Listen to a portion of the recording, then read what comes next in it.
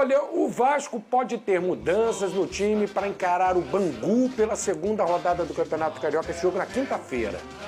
2 Vascos em preparação para o início da temporada. Enquanto o time principal segue em pré-temporada, comandado por Fábio Carilli, a equipe alternativa do Vasco, que joga o início do estadual, ainda está em busca do rendimento ideal. Já mostramos numa semana de treino uma evolução grande, mesmo com pouco tempo de trabalho, eu falei isso com eles. E agora é buscar isso, eu falo com eles, ser melhor que ontem o tempo todo para buscar a evolução e os 3 pontos no próximo jogo.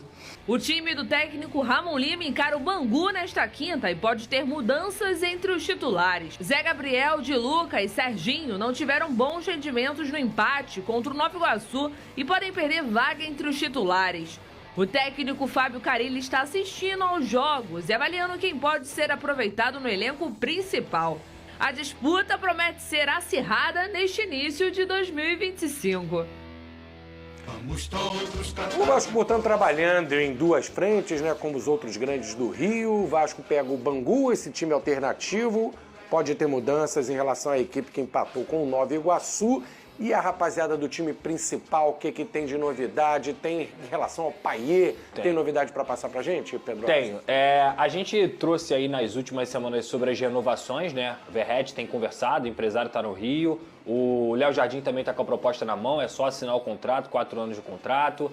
Paulinho, Pumita e Ryan também em conversas para renovar, são jogadores que têm contrato até o final dessa temporada. E agora o Vasco já pensa também em jogadores, por exemplo, como o Payet. O Payet tem contrato com o Vasco até o meio dessa temporada. Ele ganha pouco mais de R$1 milhão. E hoje o Vasco tem uma conversa com ele para poder, quem sabe, estender esse contrato até o final do ano e diluir o salário dele ao longo do ano. Vou dar um exemplo qualquer aqui. Ele ganha R$1.400.000. O Vasco vai pensar até o meio do ano que teria que pagar R$1.400.000 ao Payet. Só que é um jogador que não é titular absoluto, apesar do Vasco da Gama contar muito com ele, acho que é um jogador muito importante, principalmente pela quantidade de competições que o Vasco vai ter, e vai estender esse contrato, que hoje são 6 meses, até o final do ano, que seriam de 12 meses, e vai pagar para ele R$750 mil por mês.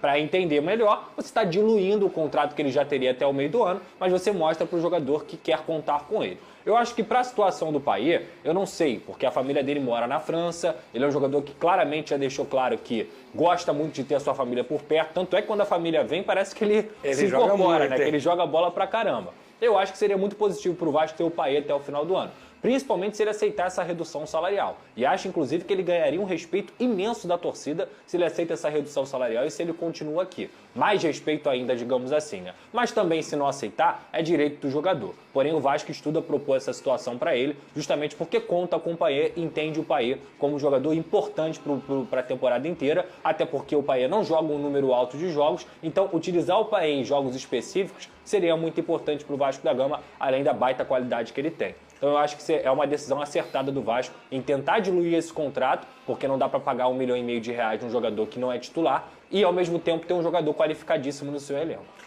O Tietê vai ser apresentado, já foi, claro, anunciado, e hoje ele atende a imprensa, aquela entrevista coletiva. De amanhã a gente vai mostrar para vocês, a apresentação acontece hoje à tarde.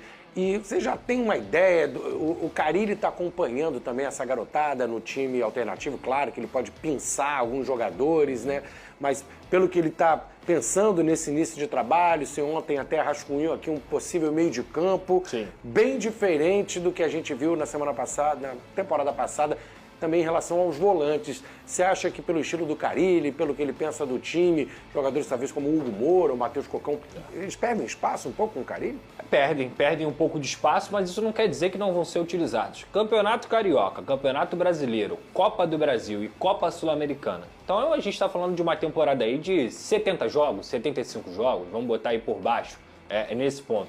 Esses caras vão ser utilizados, o Flávio. E hoje no futebol brasileiro, se você não tem 18 titulares, você não tem um time completo. Porque você precisa ter os 11 titulares e 7 jogadores que possam manter o nível do seu time titular. O nível de intensidade do futebol brasileiro, o nível de competitividade, lesões, suspensões acontecem, problemas acontecem, e o Vasco teve um monte no ano passado.